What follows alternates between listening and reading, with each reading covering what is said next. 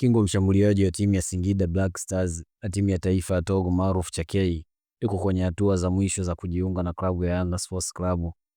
Kwa mujibu wa taarifa zinazoendelea kuvuja kutoka ndani ya kambi ya mabingwa hao wa ligi kuu Tanzania bara, uhamisho huo unakuja baada ya kocha mkuu wa Yanga kuwasilisha ombi maalum kwa uongozi wa klabu kutafuta kiungo namba 10 mwenye uwezo mkubwa wa kupress, kucheza kwa kasi na kusaidia safu ya ushambuliaji pamoja na ulinzi.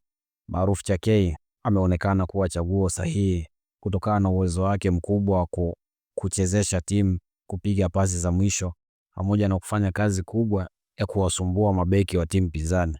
Akiwa na Singida Black Stars, Chakei ameonyesha kiwango cha juu kinachovutia, hali inayomfanya kufuatiliwa na klabu kadhaa kubwa, lakini Yanga imeonekana kuwa nafasi kubwa ya kunasa saini yake. Kwa upande wa Yanga, usajili wa Chakei unalenga kuongeza ubora kikosini, hasa kuelekea mashindano ya ndani na yale ya kimataifa.